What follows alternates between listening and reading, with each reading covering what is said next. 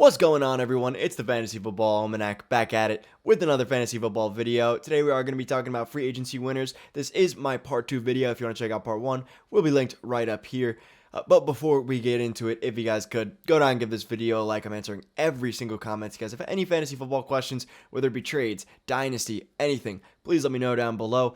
And subscribe to the channel, turn that notification bell on so you don't miss another video. With that though, guys, let's hop right into it with our first winner. First player I want to talk about is Chris Olave, and I think Chris Olave was one of the biggest winners in all of free agency, going from Andy Dalton and Jameis Winston to Derek Carr. Well, Derek Carr, not an elite, not a top 5 quarterback by any stretch of the imagination. Derek Carr is without a doubt a massive upgrade from Andy Dalton, from Jameis Winston. I mean, it's not even close. I mean, Andy Dalton this year played 14 games and had 18 touchdowns. That is not conducive to fantasy success. Not only that, he averaged just over 200 yards a game, 205. Now you go from Andy Dalton to Derek Carr, somebody who averages 250 passing yards per game in his career and averages another quarter of a touchdown per game than Andy Dalton. We're going to see bumps up from Chris Olave in both receiving usage and touchdowns, because it's really hard for him to have any less touchdowns than he did last season, only having 4 touchdowns despite playing 15 games, and again, despite being very productive throughout the entire season. Bringing in a guy like Derek Carr, somebody who we've seen sustain great wide receiver seasons. I mean, even a guy like Hunter Renfrow had a great season under Derek Carr. We had Devontae Adams have a phenomenal season under Derek Carr. And Derek Carr is the type of quarterback where if you're his number one guy, he will force feed you the ball. Kind of like how Matt Stafford is with Cooper Kupp. Derek Carr is the same way. So we should see a bump in Chris Olave's targets.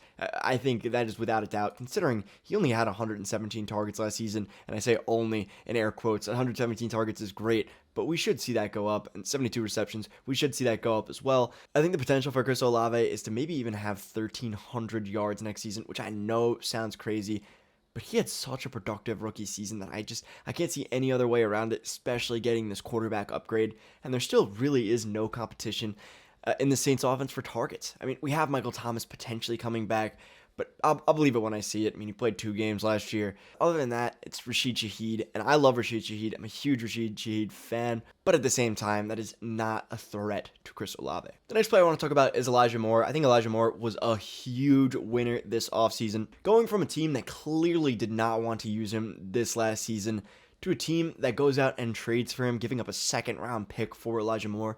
Not only that, they have Deshaun Watson. I know, not a great person, but at the same time, Deshaun Watson is a phenomenal NFL quarterback. Last time he played a full season of NFL football, 33 touchdowns, 7 interceptions, 4,800 yards, leading the league in passing, despite the fact that the Houston Texans were an awful organization. I mean, Deshaun Watson is so good that after Bill O'Brien got fired after Week 5 in the 2020 NFL season, he threw for 24 touchdowns and only 2 interceptions, which is mind-boggling to me. I mean, that is historically great efficiency on a team that was absolutely awful and without a head coach, helping Deshaun Watson out. I know his short stint with the Browns so far has looked bad, but remember that he was not able to play any football with the team and not able to build any chemistry with the team during all of 2022.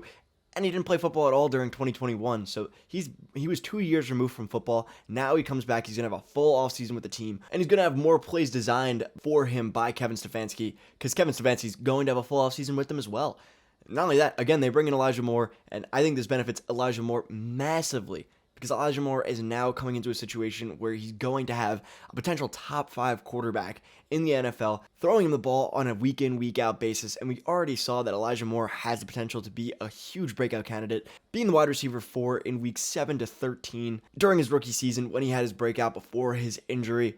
Well, again, a small sample size, it is at least worth noting to show that he has some potential and has shown some flashes. I think he will be utilized a lot more heavily with this Browns organization, which I think can only bode well for his fantasy impact, and that's why I think he is the second winner. The third guy I want to talk about is Rashaad Penny. Rashaad Penny, a massive winner this offseason, going to the Eagles, who moved on from Miles Sanders, a running back who had over 1,250 yards this past season, leaving a giant void for pretty much anyone to come and fill in. I mean, we have Rashaad Penny.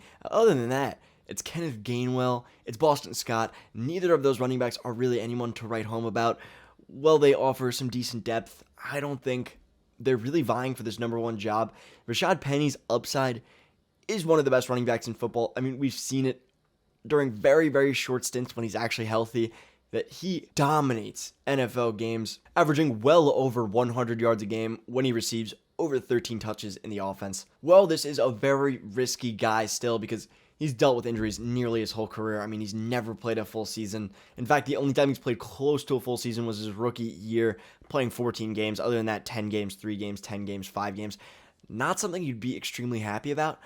But at the same time, if he is able to hit on a ceiling and play a full season, this is somebody who has league-breaking upside. I would say, honestly, top 5 running back upside in this offense. I mean, especially considering how great this offense is. I mean, you have Jalen Hurts. You have one of the best O-lines in football. You have A.J. Brown, Devonta Smith. Rashaad Penny's not going to be facing a single stacked box because defenses simply can't. So that's why I think Rashaad Penny was a huge winner this offseason. I mean, the depth chart is clear. The team is great. Could not have ended up in a better landing spot.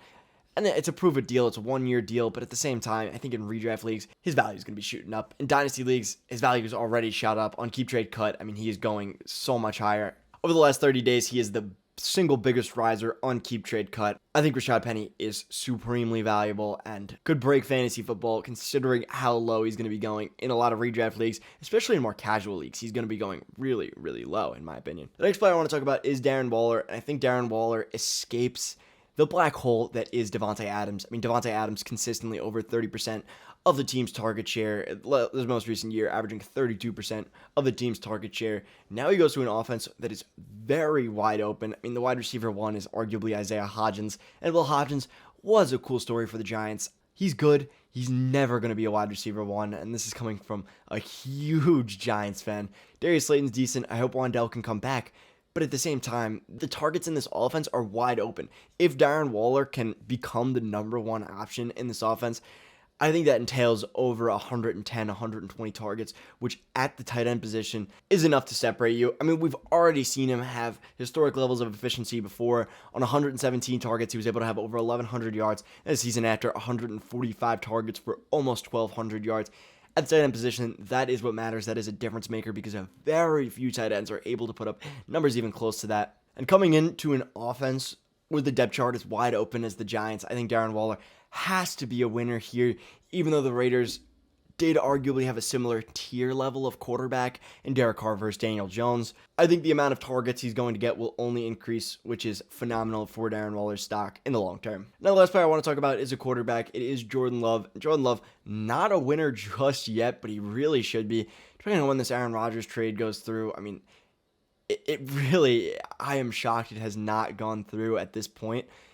I think it's because the Packers hold all the leverage and they're really trying to milk the Jets for all that they have. But once Aaron Rodgers goes, Jordan Love is a clear winner, finally getting the reins to the offense, finally getting a chance to start. And this offense is pretty good. I mean, you have a phenomenal O-line. You have Aaron Jones and A.J. Dillon, both above average running backs to the NFL level. Christian Watson going into year 2, who should be better, and hopefully not dealing with injuries this year because he was dealing with injuries the whole first half of the season. Now, in the second half of the season, he was great, but first half, again, not so much. This is a team that will be getting good draft capital from the Jets, probably their first-round pick, I would assume, meaning they could draft a wide receiver for Jordan Love and help him out even more if they want to, but also they can go in a number of different directions, beat up the O-line, get another running back since Aaron Jones is getting a little bit older. They can go in a number of directions. That's why I think Jordan Love is a huge winner, and I'm really excited to see what he has because we've really never seen Jordan Love play in an NFL game. I mean, he played one game in his rookie season. I mean, he was a project anyways, so seeing that really didn't make much of a difference. But now, finally in year 3, we're able to see what Jordan Love has.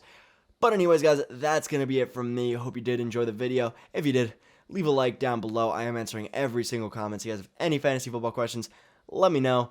And subscribe to the channel to the notification bell on so you don't miss another video. With that, though, guys, as always, have a good day, a good night, and a good life.